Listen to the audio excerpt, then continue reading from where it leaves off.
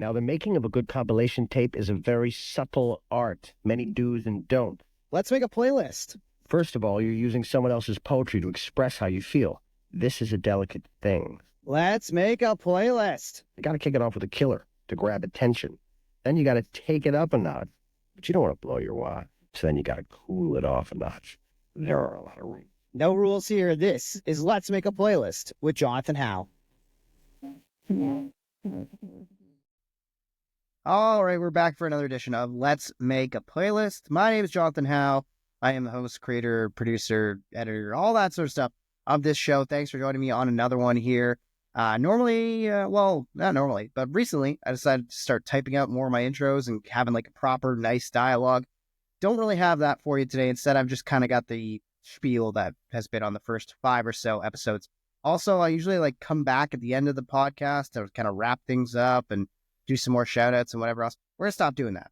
It's all just going to be at the beginning, then the guest, then the outro music and all that sort of stuff at the end. Okay. That's how we're going to do the playlist. It's, or the podcast. It's my show. I'll do it how I want. And if I want to change it up, I'll change it up. Okay. Okay. All right. With all that said, and me reeling off all these things in a very matter-of-fact attitude, I do want to say that it was a lovely conversation with Amanda today. Amanda, I've gotten to know again through kind of being involved in the music industry, seeing her perform live. We've kind of, exchanged different kind of messages about recording stuff. She is somebody who is very talented, and not just in terms of writing songs and playing music, but also recording it, mixing it, all that sort of stuff, the stuff that I've kind of been putting off. And we kind of get into the fact that if you have been putting off getting into editing your own stuff, mixing, mastering, kind of is a little bit easier than you think it might be. And you shouldn't be so discouraged by it. And I walked away from this interview very encouraged. And I walked away from this interview having a new resource, a new friend in the music scene in the Niagara region. And that has been awesome to me. And if you're not from Southern Ontario and somehow you found the show in your algorithm or however it works, if you're into music in any sort of way, there's probably a role for you in your local scene one way or another, whether it's photography, whether it's, filming, whether it's organizing shows. We've talked to all different kinds of people who have been involved in music one way or another, specifically in the Niagara region on this show so far this season. And we're going to start to kind of branch out from beyond the Niagara scene and talk to some friends in upcoming episodes. But for now, this was another great one where we got to talk and got to discuss our local scene, discuss the things that come with being a part of a local scene, the friendships and the connections that have already been made, and the need for things to grow tighter and more condensed as well. So something else that I forgot on last week's podcast to do was I've been kind of creating my own playlist for season 1 as I go. And I kind of forgot to pull a song last week. So on the Matt D'Amico episode, which thanks to everybody who watched that one. Thanks for all the shares and everything else of that. Can't wait to play with Panharmonicon. We'll get to that in a second. But back to my own personal playlist. I pulled a couple already to answer ahead of the episode here. So on my ultimate playlist, I pulled Song 22, which is a song from your favorite Canadian band. That was really tough for me to do, honestly. I immediately was like, oh, do I go Rush? Do I go Pup? Do I go like the Dirty Nil? And I think that's where I'm going to go. I think I'm going to go with the Dirty Nil as my favorite Canadian band these days. They are like the favorite band I have right now. So, Dirty Nil song. I'm going to go Blunt Force Concussion. Yes, I'm going to stick with that answer. I thought twice about it. There's a lot of songs I love. A lot of songs that I need to shout out. No, wait, I'm changing my mind. I'm sorry. I have to go with my all-time favorite Dirty Nil song. It's from their first record. It's called Burn Me at the Rodeo. It is the song that convinced me to be a fan of this band. It also is the song that made me give up on songwriting for a while, because I literally was like, I'm never going to be able to write and play anything as good or original as this song. So I eventually got over that. But it's a good pick. It's a great pick. If you haven't checked that song out, listen to it. And for the second song to finally kind of catch up to things, this will be track 7 for episode 7 of the podcast, is a song from the 90s, which is very appropriate because we talk a lot about songs from the 90s in this particular podcast. that's coming up. Now, I just want to check. I'm going to Google whether this song came out in the 90s or not, because it's been on repeat in my head for a hot minute, and I don't know. If it's not in the 90s, it's really close to it. And when was it released here? Okay. It was released, in 1989. See, I wanted to go with I Want to Be Adored by the Stone Roses, but it is a 1989 release. Dang. Okay, well, that changes things. Song from the 90s. I'm going to stay away from Green Day because I've already picked them. I already have some U2 on the playlist, so I'm going to skip that. Let's go with, wow, why is this so hard for me to pick a song from the 90s? There's so many options. I'm just going to go with, What's the Story, Morning Glory. I'll go Oasis. I love Oasis, Britpop, 90s. It's right up my alley. So, I'm going to go ahead and pick that. I don't know why I felt the need to pick this golf ball up off my desk and play with that while I'm on camera here, but I was feeling that. I guess I'm just very unsure of my selection in Oasis there, but it is my favorite Oasis song. I know it came out in the 90s, so What's the Story, Morning Glory, that track. I guess Morning Glory is all it is. I think What's the Story is just the album and the actual song's Morning Glory. Either way, that's the song I'm picking. You know what I'm picking. With that said, we gotta get to Amanda here. So let's do a little bit of housekeeping. First and foremost, for Amanda, I want to give a shout out again. She's got a show coming up at the Warehouse Concert Hall in St. Catharines. She's going to be opening for, hopefully I say this person's last name right, John Muirhead. I think that's how you say it. At the Warehouse Concert Hall. Tickets are available. You can actually follow and DM Amanda if you want to buy a physical ticket and save yourself on some of the service fees. I'm sure she would appreciate that. You can find her at Amanda Lynn Parker, just one N in Lynn for the record. Now, my own band, my own stuff. Let's crush through that. We'll plug some shows here, and then we'll get to Amanda's episode. Green White Checkered. That's my band. We have an EP out. It's called The First One. You should stream it wherever you stream music. There might be some more stuff coming down the line in terms of music releases and also music videos. Well, maybe we'll get to that. But in terms of what we've got going on and things that you can check out from us, we've got a show January 25th. I think I said that Amanda's show's January 23rd at the Warehouse, or January 25th. We're later that same week, Saturday night at No Tell Cocktail. No cover. It is just a covers set, and we'll mix in some original tunes as well. We're playing like 3 sets for 45 minutes each. You may as well come out at any point in the night and have yourself a beverage. Support No Tell Cocktail, who are doing so good at supporting local artists like ourselves. Second time we've gotten to play there, so go and check us out there. That's on Queen Street in Niagara Falls. Also, coming up February 22nd, we are going to be playing with the band Daybreak from Toronto and Panharmonicon. Matt D'Amico, who was on last week's episode, that's his band. We're playing at Camp Cataract, which is also on Queen Street in Niagara Falls. Tickets on sale for that. We have links in our bio at Green White Checkered Band, as where you can find us on the socials. And one more show to talk about, which I believe is March 29th, I want to say, at Taps. Great show that my pal BG from AP Records is putting on, and it is for a charitable cause too as well. So check out that. More details can be found on our socials at Green White Checkered. If you want to follow me at Jonathan on Air, that's where you can find clips of the show. That is where you can find the YouTube channel, a whole bunch more. And with that said, I think I've covered all the housekeeping items. Let's get to the episode. Amanda Lynn Parker on Let's Make a Playlist. All right, my guest this week for Let's Make a Playlist is Amanda Lynn Parker, and you are a singer-songwriter of many talents and many different projects. Let's kind of run through them. I want to start with mostly the solo stuff before we get to actually making a playlist. You've got multiple releases out, including an album from 2021. How has your songwriting process and how has your, I guess, songwriting evolved since that album was released to, Beaches in 2024? I mean, you could call it evolving or devolving, however. No, I don't know. I still do the same thing. I think when I started writing songs, I was pretty young, and once I got into kind of a groove of just knowing that I could write a song at any moment if I want to, I've just kind of stuck by that. So when something happens that hits me, I know I can just go to my guitar, I can go to my piano, and something can come out of it. the whatever style it is like, it doesn't feel like that's up to me. It just like happens. It's like whatever I come up with in that moment. So it feels like I still write songs the exact same that I did by the time I was like making that first album.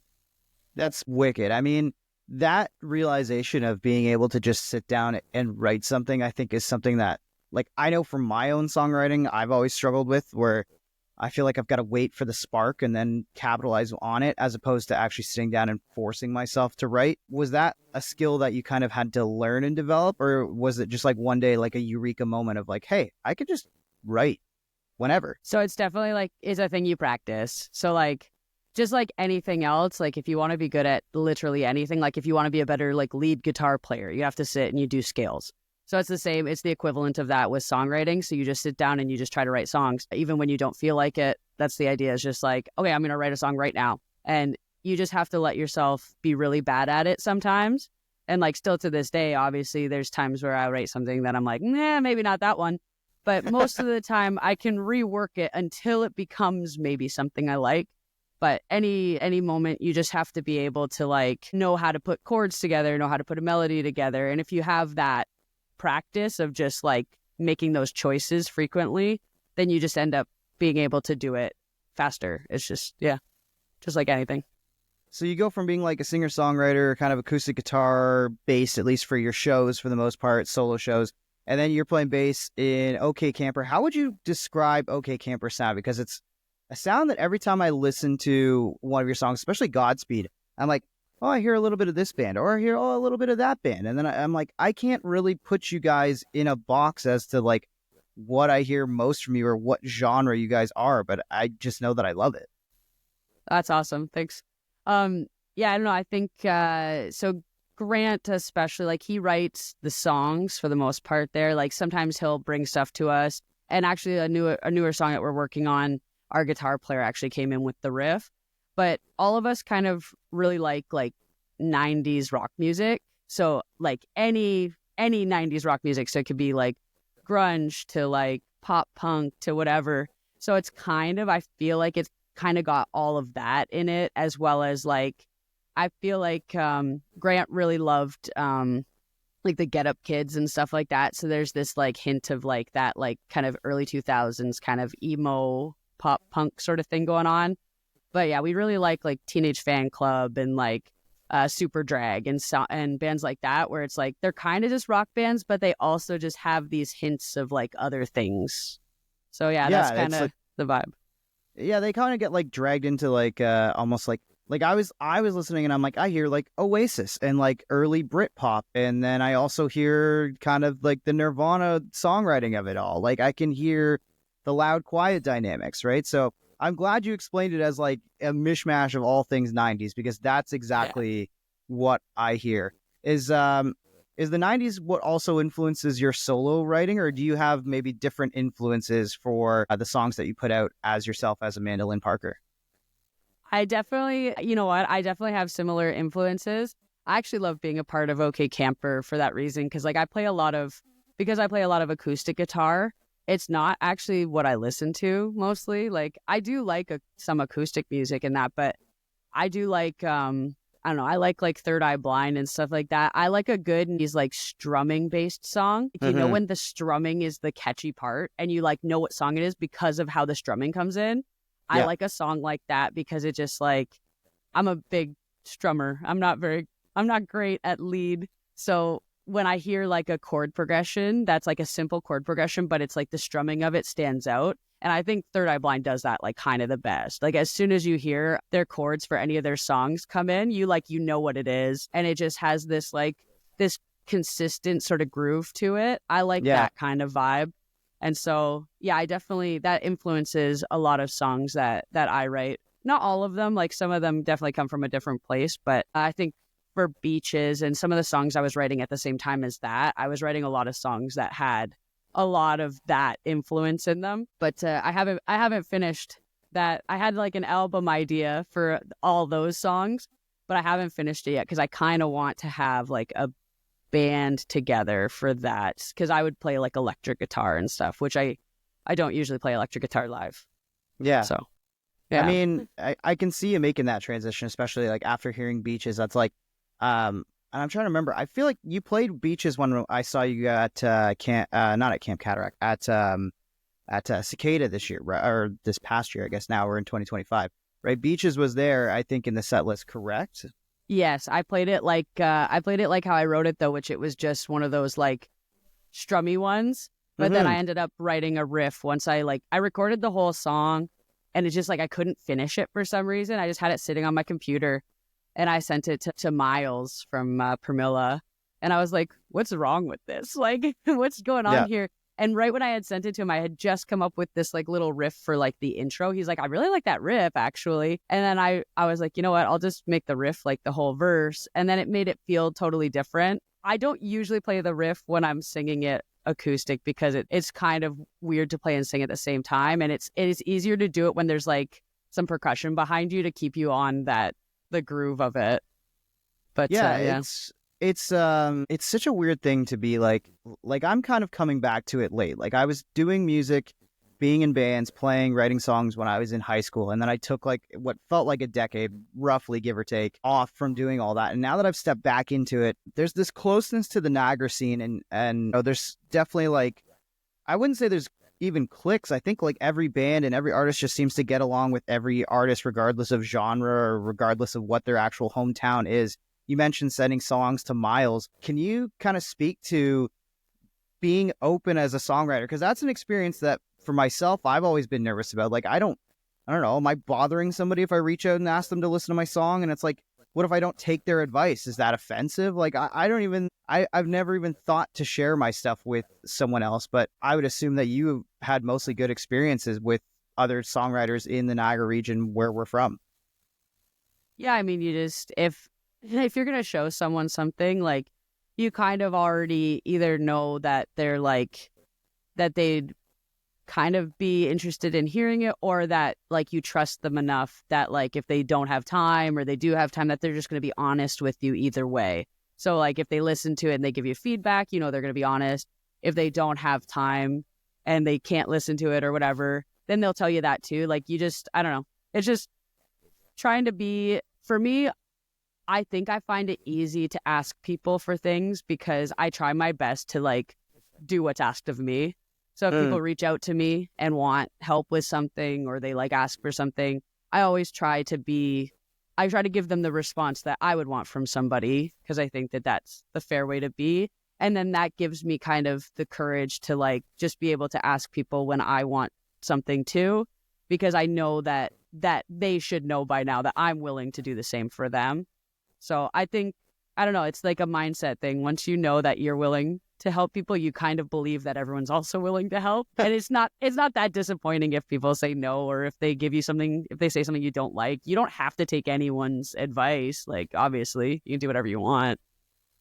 Yeah, that's so true. Yeah, the whole thing is like really been like, it's been super interesting to dip my toes back in this year. And the more and more I take a step into the water, the more I'm like, oh, this is really nice, and everybody's really positive, and this is so, I didn't know this was under my nose for all these years. But I wanted to ask, because a lot of your projects kind of came post-pandemic. Was the pandemic really good for you as a creative, I guess, time in your life, and an ability to really work on songwriting and you know, becoming more of a regular playing musician?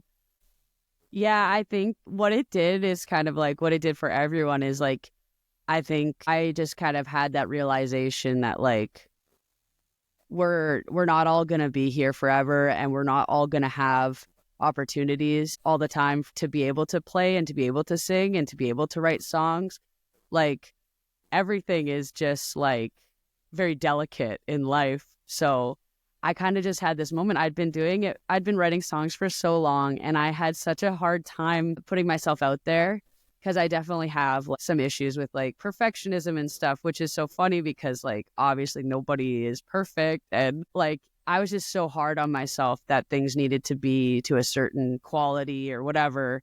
And I don't think I was ever going to reach my own standards. And so it was just like, I need to like just do this because I can do it. And because I like have all these songs, I think I'd like to just share with people who I am. It's like, it's not even about if you love the songs or not. It's actually, for me, like the way that I write my songs, like they're about me and they're about like my stories and my life.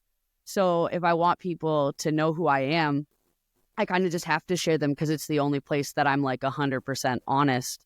So I don't know, I don't think if we didn't have COVID the way that we did, I don't know if I would have felt so like, oh my God, I got to do this now, you know? Yeah. And so that's how I felt. And I was like, okay, I got to finish something and then put it out, because why didn't I have a debut album when I was like 18? I had plenty of songs when I was 18 and I just didn't do it. You know what I mean? And so now I've got this backlog and I'm like, okay, I got to put something out. This is crazy. And I just, for that one in particular, I watched a movie during COVID. It was about like Laurel Canyon and about all of the people there. And like within the first 10 minutes, you got Tom Petty and he's like, yeah, we got this Rickenbacker like 12-string guitar. I was like, I've got a 12-string guitar. I was like, I can make something with that. And I ran downstairs and I was like, okay, I'm going to make this like that vibe. I'm going to go 12-string electric. Like, I'm not going to overthink it. I don't need to try to put drums on it. I'm just going to like play like a bongo and a shaker. I'm going to clap my hands, whatever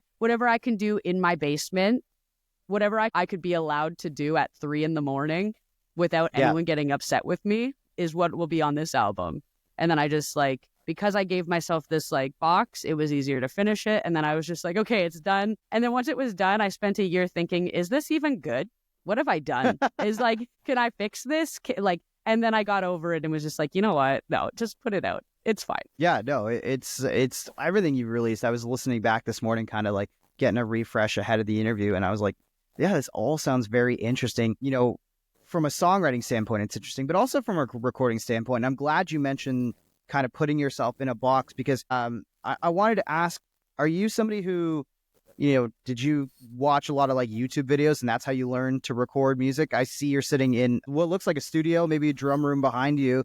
How did that come to be, that in terms of being able to record yourself and now mix your songs? So that was something like when I was in high school, we kind of had some like computers in like the music room. And the one teacher was like, oh, like, let's record your like one song, Amanda. And then when we started to do it, I kind of realized that it didn't seem that difficult. I was like, oh, like all he's doing is like turning it up and then I'm just singing into the microphone. Like, it's simple. Like, I don't know why I can't do this myself. Bought my first laptop and then I was like kind of trying to do stuff with it. And then once I was finished high school, I was like, okay, maybe I can go to school and learn more about this, which honestly, I wouldn't really recommend. I think people can pretty much learn it themselves. No offense to you, school, but I'm sure it did help in some ways. Like mostly just being around other people who are all doing it. That's actually the best way to learn, is like other people who are trying to record and like hearing their ideas and like how they go about it, whatever. All that's helped me a lot. But yeah, I did go to a year program to like learn things. And I mean, it was, I don't know how to say it again other than just like, I wouldn't pay for that again, but like, it was cool to use some of the stuff they had. They had like a Neve board and an SSL. So like stuff that like, I would like, it would be sick to be able to work in a studio like that again. But yeah, at the same point, anyone can do it. I would love to see actually like in the Niagara scene, more people who are doing their own demos, because like, there's no reason why people can't be recording themselves more frequently. It's not that hard. I'm not that good at it. Other people can be just as good as I am at it. It's like, it's just, do you hear what you like? If you don't, then you just have to learn how to solve those problems. Like, oh, it sounds like my voice is like this. How do I solve that? And so once you learn how to solve that, then you know how to do that thing. And then like, so on, you just keep solving the problems of what you're hearing. Has nothing to do with what anyone else hears. It's only about what you like and what you hear. And that's how you're good at it, right? Like someone could listen to my album and say, this sounds awful, but that's not relevant to me because I made it the way that I thought I liked it. You know, it was just like, can I groove to this? Do I like the tone of it? Does it like take me to a different world? Like these are the things that I like in a song. And so I'll put effects and I'll honestly like lo-fi things on purpose. Like I'll high pass and low pass until it like fits exactly where I want it to go. And like, that's just what I like. If someone else likes something different, then they can learn just as easily and just do it the way they like. And it's nice. Yeah, It's fun. absolutely. I think that's a great point about the subjectivity of mixing and mastering and all that sort of stuff. Because, I think we talk so much about like, I don't like a singer's voice, or I don't like the way those guitars sound. And like, that's a stylistic choice by the band who are writing and creating the song. But there's also a stylistic choice to how the songs are presented in terms of fidelity and all that sort of stuff. So that's a really great point. And as somebody who has both their bass player and drummer bugging him to use his education in music music mixing and mastering and recording to make a demo, I think I may have needed to hear that just a little bit. So Yeah, it's good to do it. Yeah. All right. So let's jump into this playlist aspect here. Well, I gotta ask first and foremost, when was the last time you either made someone a playlist, a mixtape, or a mix CD? Oh, a long time ago, back when I was burning CDs for my family. Like, we all would burn them for each other. Mostly, like, we would make them for, like, our mom and our dad. So, like, we have these, like, ridiculous mix CDs. But it's so funny because my dad really liked the one that I think my sister Danielle made for him. And it had a Spill Canvas song on it. And, like, you would never think... My dad is, like... He likes, like, cool music, you know what I mean? He likes like Ozzy, and he has this like very particular thing, but he really got into this one song we put Staple Gunned by Spill Canvas, and he's like, this song is actually pretty good, and we put like Cut Up Angels by The Used on there, and he was kind of into it. He was like, actually, this is not bad. So we got him listening to some fun stuff. That's awesome. Well, let's see if we can get everybody listening to some fun stuff from your playlist. So here's how it works. I've got my trusty David Bowie Vans hat here. It's filled with what I like to call song superlatives. So they're kind of like suggestions for a song to pick. So I'll draw one out, and whatever song comes to your head first that matches that vibe, that's what's going to go on the playlist. So your first song, and I don't think I've had anybody have to answer this one yet, but track one on your ultimate playlist, Amanda, is going to be your favorite ballad. Oh, my favorite ballad? Yeah. Okay, let's go with It's All Coming Back to Me Now, Celine Dion. Oof. Celine, all right. What's the connection? Are you an avid Celine listener? Well, I also love Meatloaf. I think the songwriting for Meatloaf is great, and that song was written by the same person, so it's got the vibe. That song is also really fun. It's got the nice little the bells in it that like just hit on that. Yeah. I don't know. It's just fun. And Celine Dion is probably one of the greatest singers of all time. Not probably, she definitely is. And I'm my opinion, but also I think it's probably not one of those subjective things. Like, she's objectively like one of the greatest singers ever.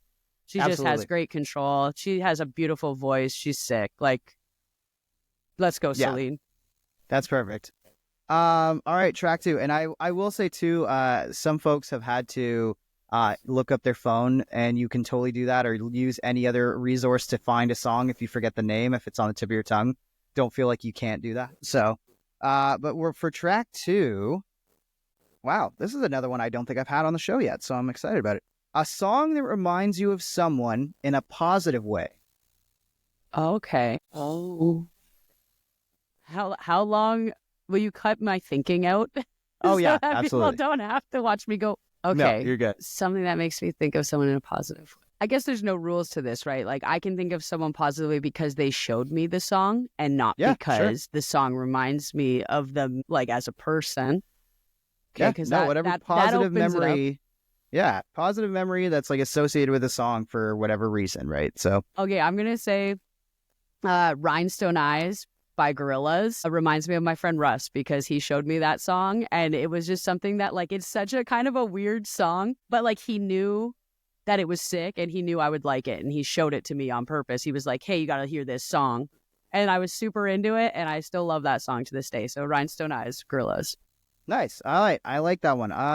Let's go track three. Let's see if we can keep our streak up here of stuff that I haven't had used yet. I'm not sure if I've used this one or not yet, but a song from an American band. Your favorite Amer- American band. Pretty wide range there, too. Yeah, that gives me like all the options ever. You know what? This makes me want to check where these people are from. I'm pretty sure they're from the States, but I just don't know where. So I want to just know this before I answer this question so that we Yeah, can, no worries. can be Do your sure. research. Where are they from? Okay, so they're from Tennessee.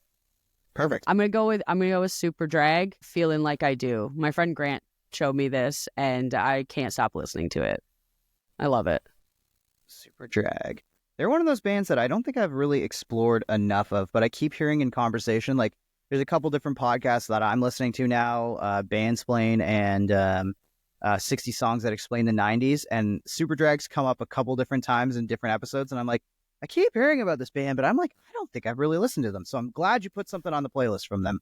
Yeah, they're a cool band. Like, it surprises me like how many listens they have.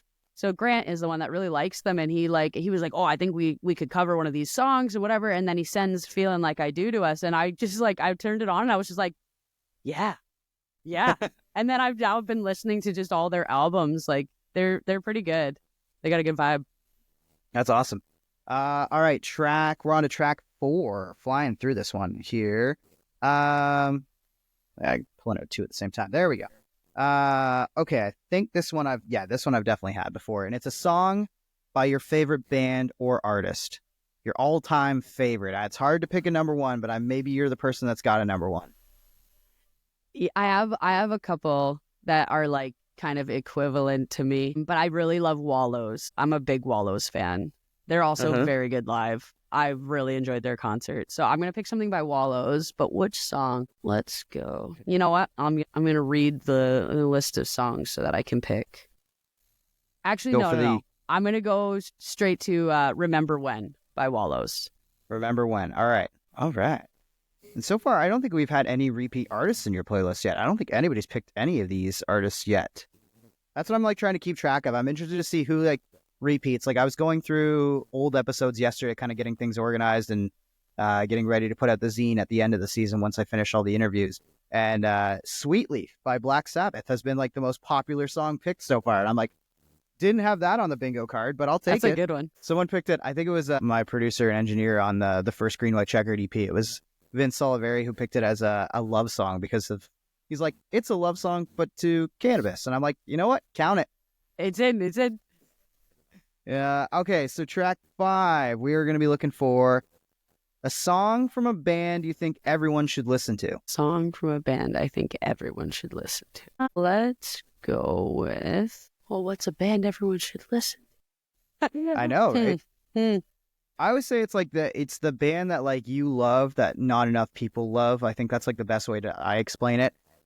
But I mean, like, that's so open-ended even because you could pick like a really big band that you're like, I can't believe more people don't like this band. Or you can pick like a local band. They're like, I can't believe people haven't heard of this band, right? There's so many ways to go with this one. Right. Okay.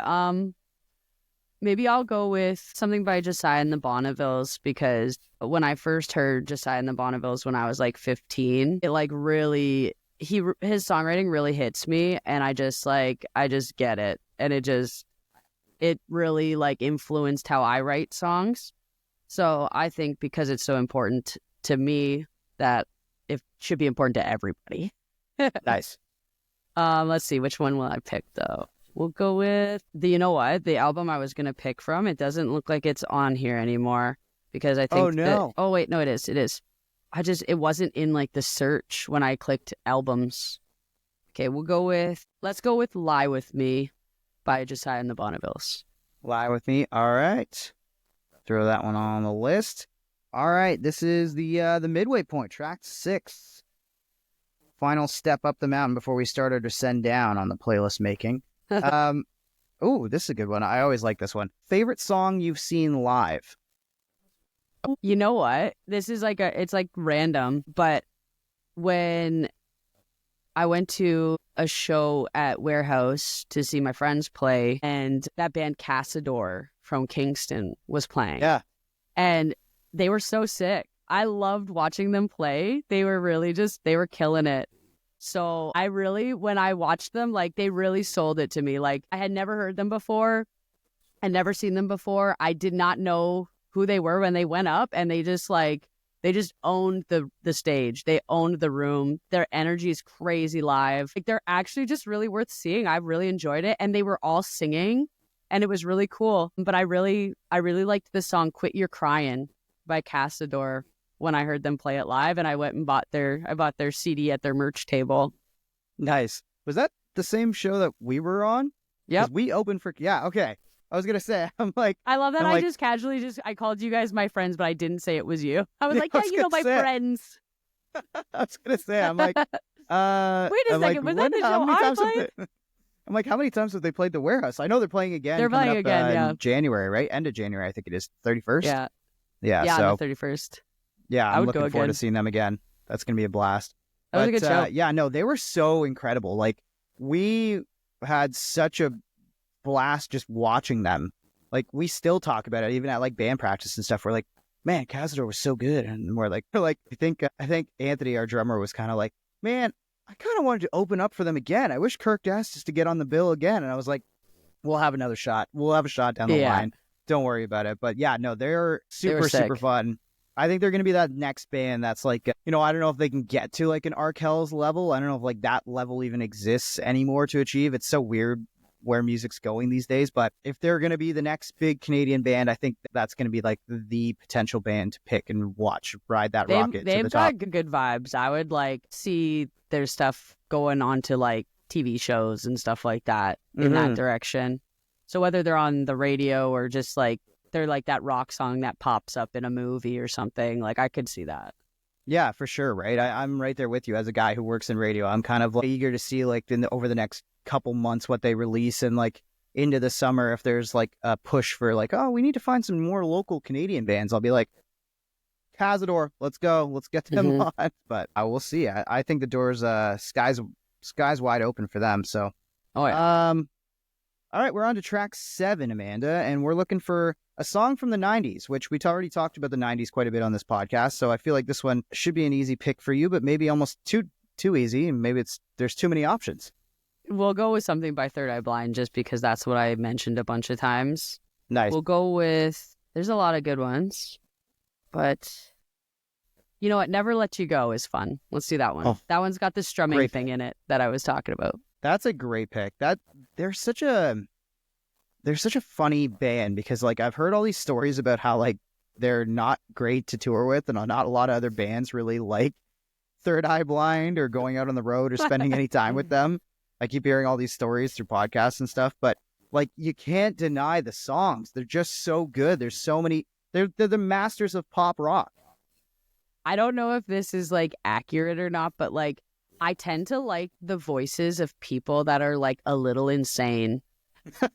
Like, so I can imagine that he might like that the singer particularly could be like a really big personality. Like you can hear it in his voice, and like that's what's kind of good about it. Like I love his voice because it just like it's so emotive, and like when he's telling a story, you really get it. Like he's really sending a lot of energy onto every word that he says. So I think generally a good voice has a lot behind it, a lot going on. Yeah, for sure, right? Let's get on to track 8 on your ultimate playlist.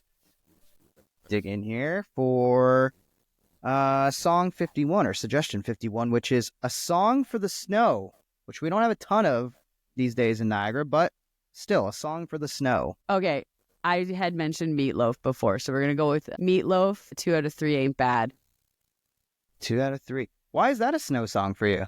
Because every time I hear the line, like, she left me on, like, a stormy night, I imagine this, like, beautiful snowstorm that she's, like, walking out on him.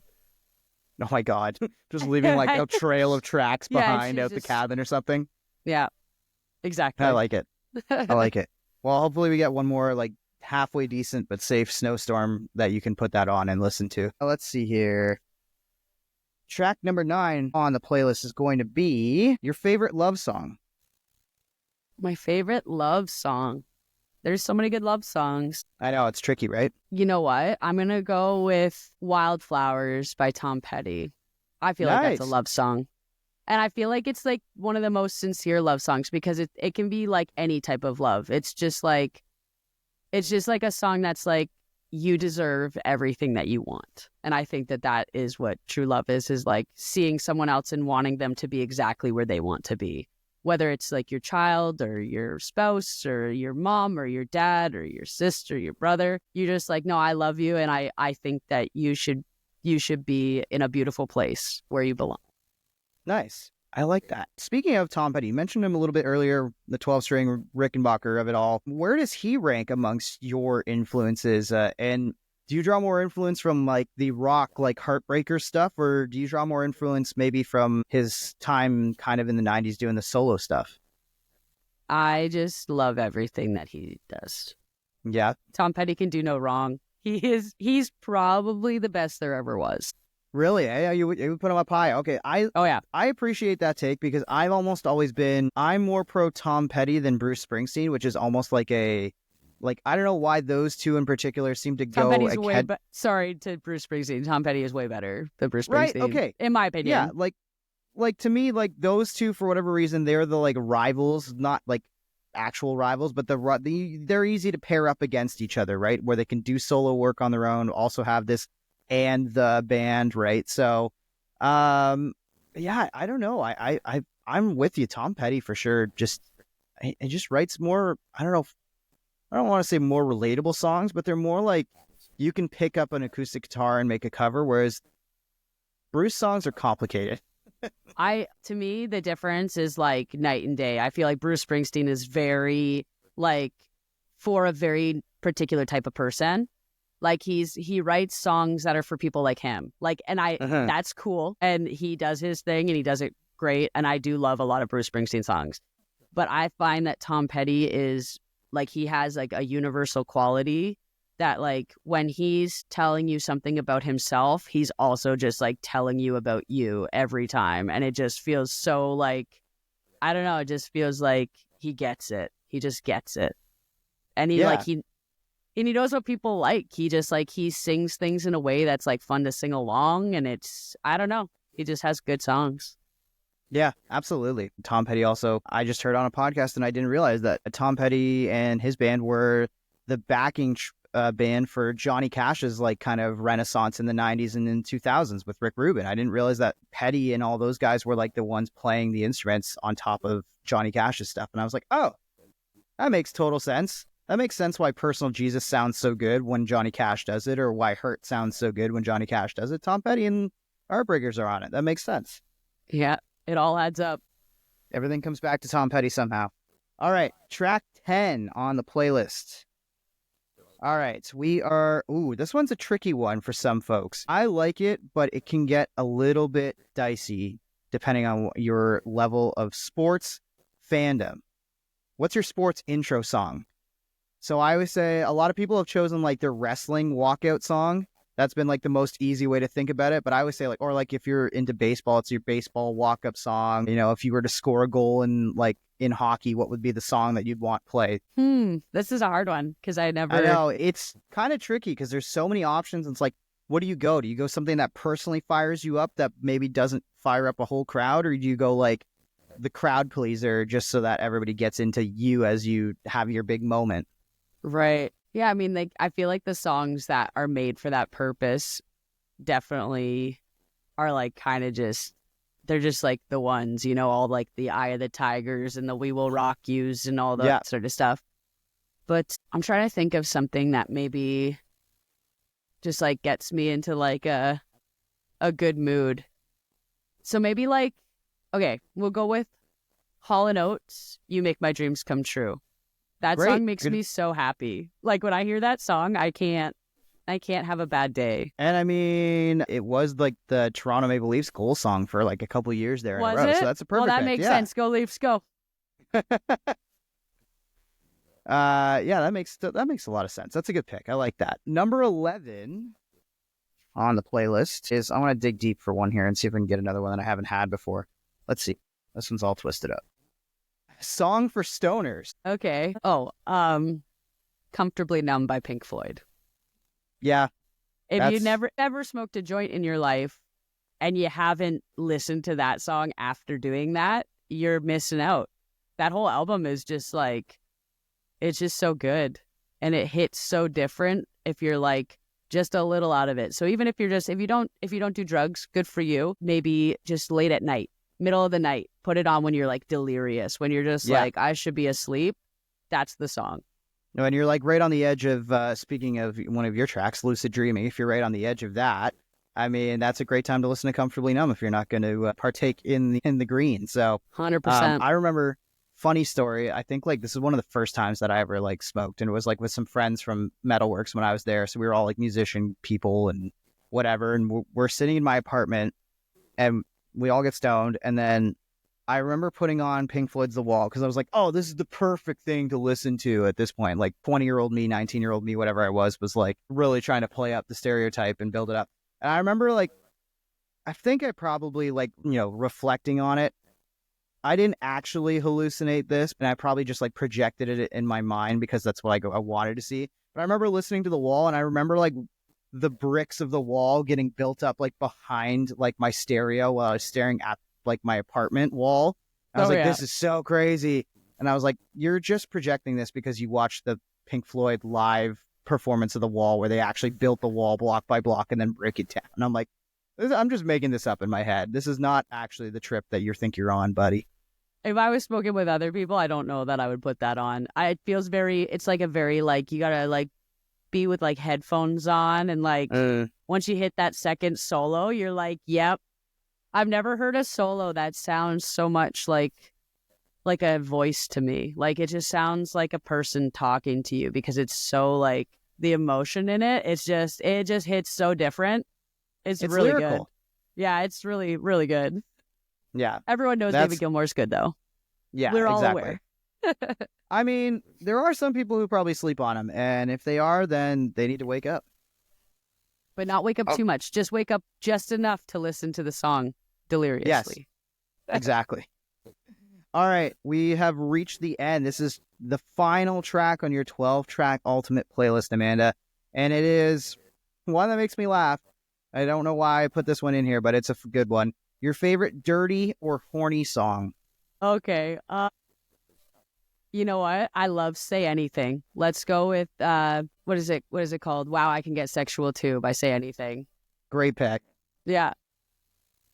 They are like, I had heard lots about Say Anything, but then I never really listened to them, and every time I listen to something from Say Anything, it's always like the horniest emo pop punk song that has ever been written, and I'm like, wow, there's just something on the mind, I feel like, for all things Say Anything. I think he's just way too honest, which actually is like, that's my favorite thing about that band is like, number one, he just like says exactly what he means. And number two, he like sings it in a way that is so fucking fun to sing along with that it's like, it's insane. I went and saw like the A Real Boy tour where they just play the album from top to bottom. And like, truthfully, I don't think I've ever seen a crowd so like into the sing along. Like everyone was like just giving it. Like it was a really great show. It was really fun. Yeah.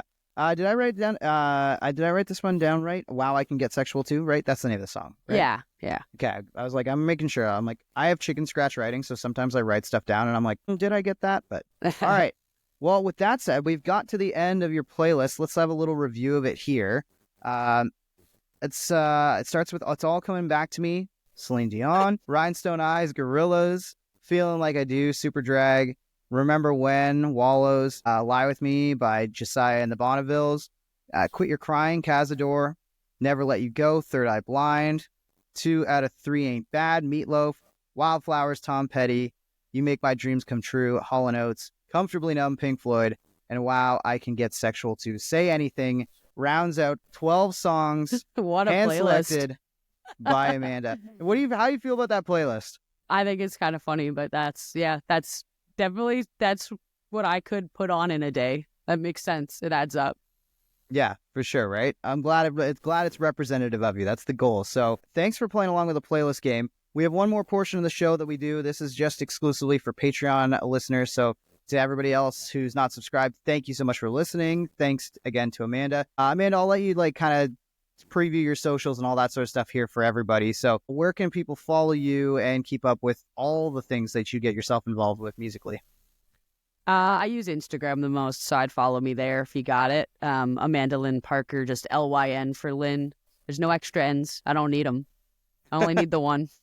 Gets the point Nice. across. Yeah, it's Amanda Lynn Parker on everything. So if you're looking for me anywhere, you can find me on Facebook, SoundCloud, YouTube, all those things. Just spell my name right and you'll find me. If you don't spell my name right, you will not find me. Fair enough. Let's Make a Playlist is a podcast hosted and created by me, Jonathan Howe, for House Media. At Jonathan On Air is where you can find clips of the show as well as all things me, Jonathon. That's how you spell Jonathan, for the record. Please rate, review, subscribe, like all episodes wherever you get your podcasts. And if you want to support the show, consider joining our Patreon, patreon.com/Let's Make a Playlist. There, you can find exclusive content, longer episodes, and sign up to receive our end-of-season zine. Don't forget to share the podcast with your friends, and we'll be back with more playlists.